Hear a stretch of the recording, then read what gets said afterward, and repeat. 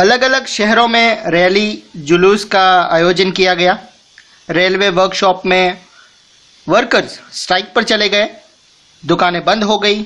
इस wide spread rallies से चिंतित और रेलवे और टेलीग्राफ जैसी कम्युनिकेशन लाइंस के बंद हो जाने की आशंका से डरे हुए अंग्रेजों ने नेशनलिस्ट पर जुल्म उठाना शुरू कर दिया। अमृतसर में बहुत सारे लोकल लीडर्स को अरेस्ट कर लिया गया। गांधी जी के दिल्ली में एंट्री करने पर पाबंदी लगा दी गई। तो 10 अप्रैल को पुलिस ने अमृतसर में एक शांतिपूर्ण जुलूस पर गोली चला दी। इसके बाद लोग बैंक्स, पोस्ट ऑफिस और रेलवे स्टेशंस पर हमला करने लगे। मार्शल लॉ लागू कर दिया गया और जनरल डायर ने कमान संभाल ली। 13 अप्रैल को जलियांवाला बाग हत्याकांड हुआ। उस दिन अमृतसर में बहुत सारे गांव वाले सालाना बैसाखी मेले में शिरकत करने के लिए जलियांवाला बाग मैदान में जमा हुए थे।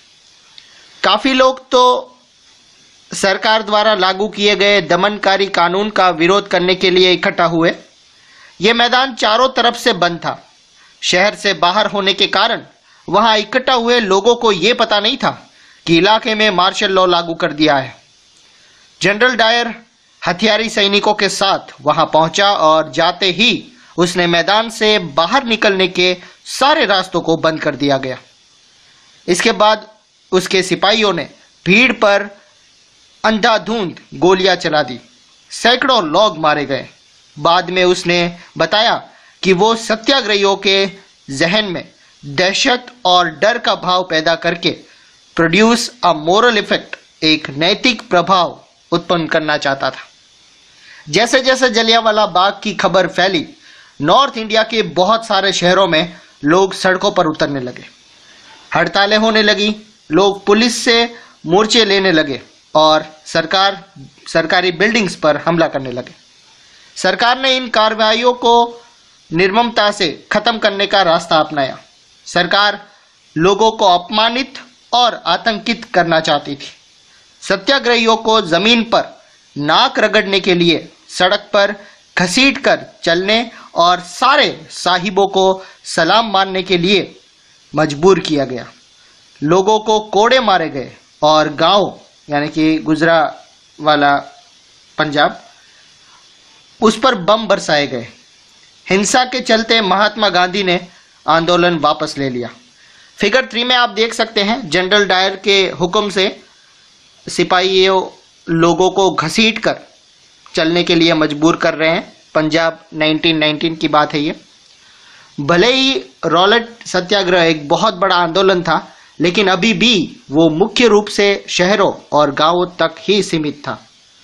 महात्मा गांधी पूरे भारत में और भी ज्यादा लोगों वाले आंदोलन खड़े करना चाहते थे, लेकिन उनका मानना था कि हिंदू मुस्लिम को एक दूसरे के नजदीक लाए बिना ऐसा कोई आंदोलन नहीं चलाया जा सकता। उन्हें लगता था कि खिलाफत का मुद्दा उठाकर वो दोनों कम्युनिटी को नजदीक ला सकते हैं। फर्स्ट वर्ल्ड वॉर में ऑटोमन तुर्की के हार हो चुकी थी। इस आशय की अफवाह फैली हुई थी कि इस्लामिक वर्ल्ड के स्पिरिचुअल लीडर खलीफा ऑटोमन एम्परर पर एक बहुत सख्त शांति यानी कि एक पीस ट्रीटी थोपी जाएगी। खलीफा की टेम्परल पावर्स की रक्षा के लिए मार्च 1919 में बंबई में एक खिलाफत कमेटी बनाई गई।